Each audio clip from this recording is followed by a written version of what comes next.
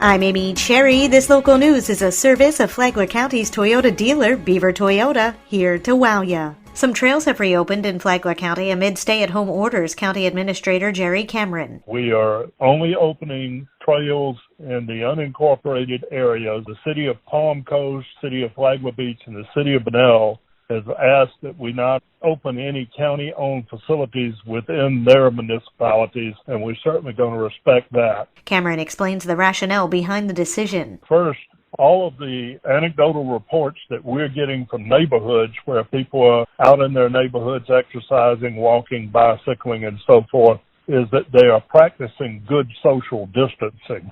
That was the reason that the beaches were shut down and the parks were shut down to begin with, is that there were multiple observations of failure to abide by the social distancing regulations. Flagler County has also been more successful than neighboring counties in keeping its curve very flat. That doesn't mean that we think we're out of the woods. We're doing additional testing now. We will get some more cases due to that. Cameron says the trails will be open on an experimental basis as they watch for social distancing. If compliance continues, they'll look into reopening other county facilities.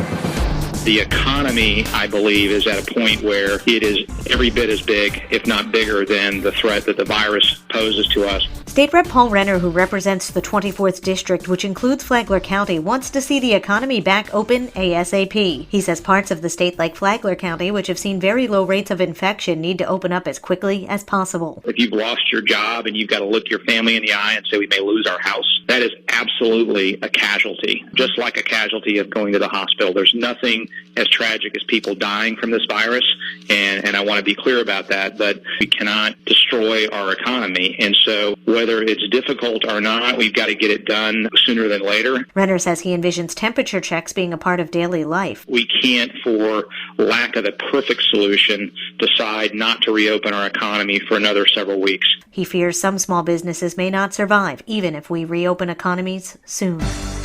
But just how does the economy get started back up after the COVID-19 shutdown? John Arking takes a look. 6th District Congressman Michael Waltz says whatever approach we take to reopening the economy, it has to start from the bottom up.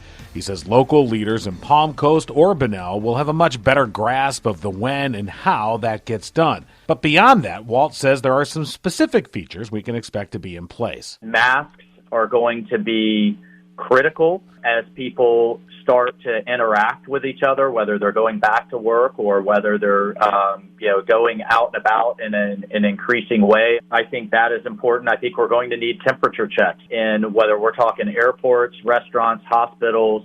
I think the federal government, but also state and local, are going to have a hand in helping people to get the equipment out. And then I just can't say it enough, testing.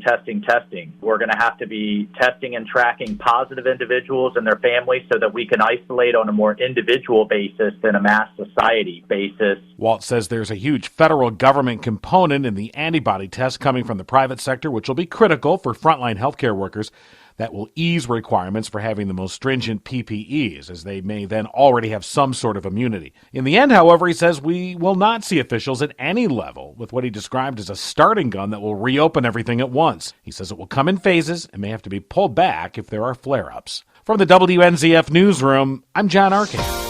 What would get more people tested for the novel coronavirus? Diagnostic Solutions Labs CEO Tony Hoffman says more collection swabs and more PPE. That is the cog in the wheel, so to speak, for all the hospitals that we deal with, is availability of the swabs for doing the collection. And PPE can also be an issue. Hoffman said that his company will continue to try to get as many swabs for sample collection as possible, but he stressed that others are also after the much-needed swabs for their COVID patients. Flagler County Health Department Administrator Bob Snyder said that Emergency Manager Jonathan Lord procured some 500 testing kits or swabs several weeks ago. To listen to the entire interview, download the Flagler radio app and then go to the Free for All Friday podcast. From the WNZF Newsroom, I'm Deb Albertson.